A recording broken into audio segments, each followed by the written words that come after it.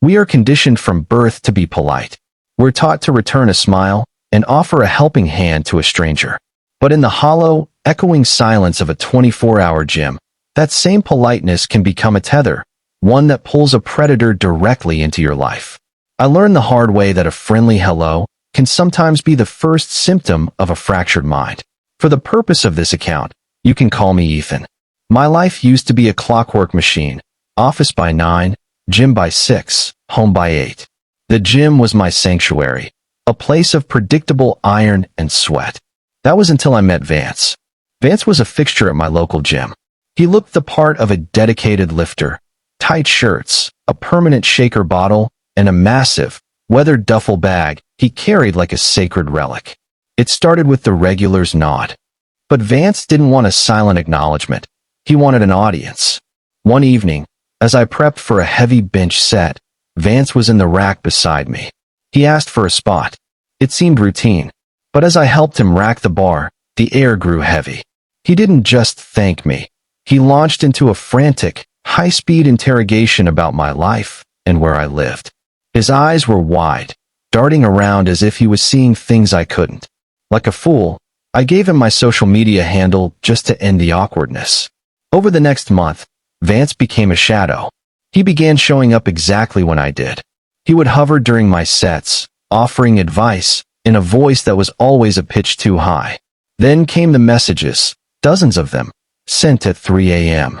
The turning point was a local town festival. I saw him there, and outside the gym, Vance was unhinged. He began performing voices. He would switch from a shrill, manic giggle to a deep, guttural snarl in the middle of a sentence. It wasn't a joke. It was like his personality was a radio dial being turned by a ghost. "Ethan," he whispered in a theatrical, raspy tone that made my blood run cold. "Ethan, do you think they can hear me?" I tried to cut him off, but he was like a parasite. I blocked him after he followed me to a bar and spent 2 hours crying and laughing at an empty chair. I thought the block would end it. I was wrong. One humid night, with my bedroom window cracked, I heard it. From the pitch-black shadows of my backyard, a familiar, raspy voice drifted up. Asterisk, "Ethan, are you awake?" Asterisk, it was the same horror voice from the festival. I froze. I messaged him, shaking, asking if he was outside. He replied instantly, "No." The next night, the voice was closer. I peered through the blinds and my heart stopped. A dark silhouette was standing inches from the glass, his face obscured by the moonlight. I screamed. The shadow dissolved into the trees. The next morning, I found my tires slashed, clean, deep cuts. He wanted me to know he could touch my life whenever he chose. I've moved now, installed cameras, and changed my gym.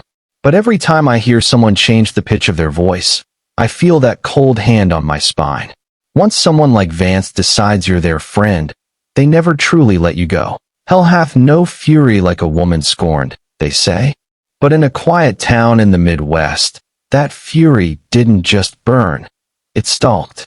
What began as a high school breakup ended in a night of manic laughter and the cold gleam of a serrated blade. Some people don't want closure, they want a sacrifice. My name is Derek. I'm 22, and for years, my routine was simple. Work the shift at the diner, then hit the gym with my best friend, Tyler. Tyler is the kind of guy who sees the best in everyone, which is why it took him so long to leave Sierra. Sierra was a cheerleader with a smile that could light up a room and a mind that could darken a soul. She was toxic, manipulative, and when Tyler finally ended things, she didn't cry. She transformed. It was a Tuesday night, around 8 p.m. Tyler and I were mid-workout when a girl walked into the gym. She wore a bright red hoodie and blue leggings. She didn't sign in. She didn't look at a single weight. She just stood by the entrance, her eyes locked on us with a hollow, terrifying intensity. Eventually, she drifted into the women's locker room. Then, the sound started. Even over the heavy metal playing in the gym, we could hear a guttural, rhythmic sobbing coming from the locker room, mixed with a high-pitched whispering. It sounded like a ritual. 10 minutes later, She walked out. She began drifting around us, walking in circles while we lifted, her eyes never leaving Tyler's back. We left, the air feeling too thin to breathe. As we reached the parking lot, a car sat idling in the corner, its headlights like two predatory eyes. We drove away, but the dread followed us. Later that night, Tyler texted me. I think that was Sierra in the red hoodie. At 11:30 p.m., the nightmare arrived at my front door. First, there was a sharp, aggressive knocking on my window. Then, my front door handle began to rattle, not a gentle turn, but a violent shaking, as if someone was trying to rip the door off its hinges. And then, the laughter began. It was a high-pitched, hysterical cackle that echoed through the empty street. It sounded like someone who had completely detached from reality. My phone buzzed. A text from an unknown number. Asterisk, you're the reason he left. You're the one who whispered in his ear. Now it's my turn to whisper in yours. Asterisk. A second text followed. A photo of a hand holding a long kitchen knife. The laughter outside grew louder, more frantic. She was on my porch. My dad called the police while I sat in the dark, clutching a baseball bat, listening to that manic laughing. The police found her sitting on my lawn, the knife resting in her lap, waiting for the door to give. She had tracked me down without ever knowing my address. To this day, I don't know how she found me. That is the true horror of obsession. It has no boundaries. We go to the gym to improve ourselves, to be seen in our best light. But what happens when the person watching you isn't admiring your progress? What if they are measuring you? Some people don't come to the gym to lift, they come to hunt. And they are very, very patient. I've been a regular at the city's biggest fitness center for 3 years. You learn to recognize the regulars, but 6 months ago, a new face appeared. I'll call myself Owen. The man who started following me? I never learned his name. I just called him the Spectator. The first time I saw him, I was doing squats. In the mirror, I noticed a man sitting on a chest press machine directly behind me. He wasn't lifting. He was leaning forward, his chin on his hands, staring at my reflection. When our eyes met in the mirror, he didn't blink. He just stared through me.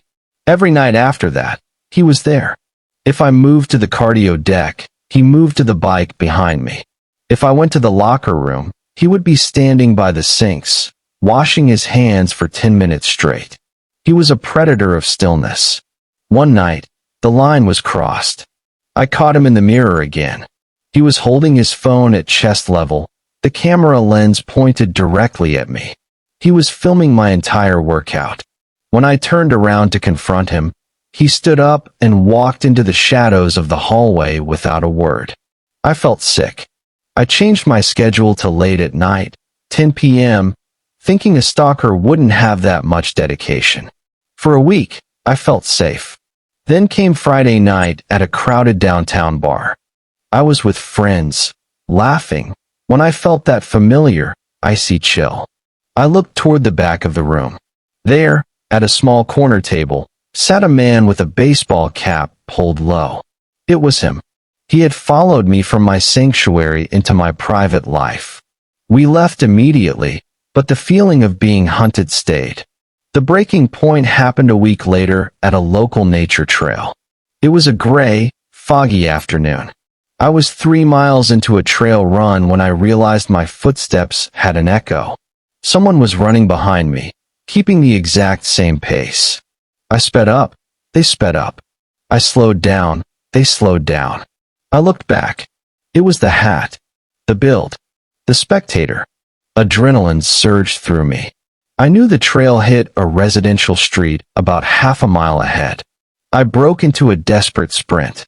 Behind me, the steady rhythm of a jog broke into a heavy, aggressive gallop. He wasn't hiding anymore. He was closing the gap. I reached the street and screamed for help. A man working in his yard looked up, confused. The Spectator reached the edge of the woods, saw the witness, and stopped dead.